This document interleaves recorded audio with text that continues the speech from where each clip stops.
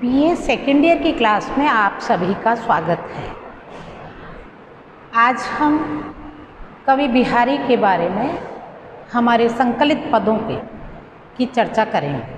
वैसे तो कवि बिहारी ने संकलित पदों के अंतर्गत कुछ भिन्न शीर्षकों से दोहे लिए गए हैं, परंतु मैंने उन समस्त संकलित दोहों को लगभग 5 शीर्षकों में विभक्त किया है और प्रतिदिन के लेक्चर को मैं प्रति शीर्षक के हिसाब से आपसे बातचीत करूंगी और उनको समझाने का प्रयास करूंगी।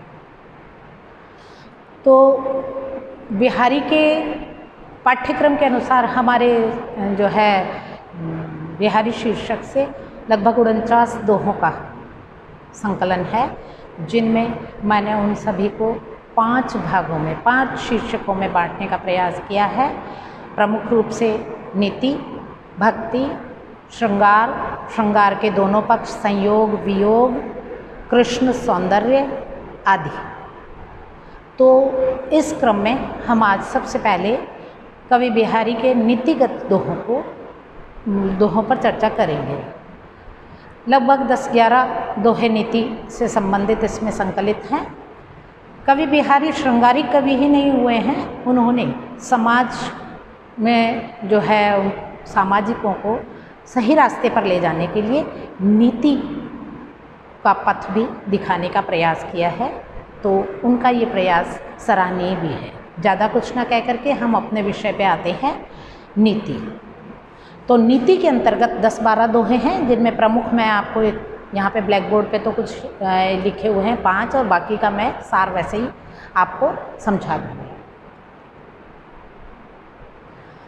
कनक कनकते सौगुनी, ये जो दोहा लिया गया है, कनक कनकते सौगुनी मादकता दिखाए, वा खाए बौराए जग वा पाए बौराए।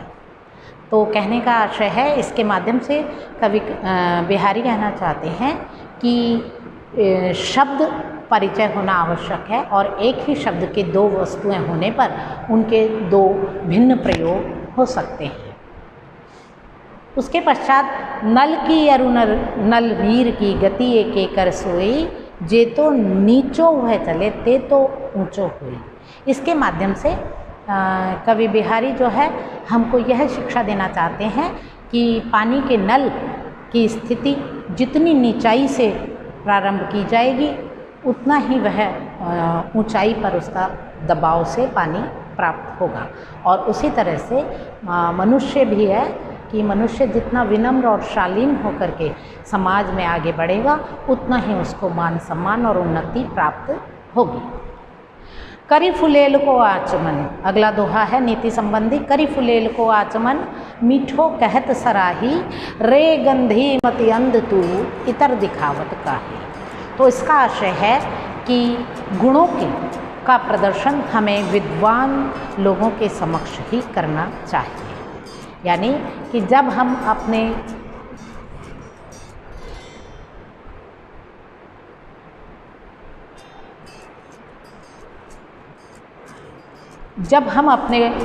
मनुष्य को अपने गुणों का प्रदर्शन गुणी लोगों के समक्ष करना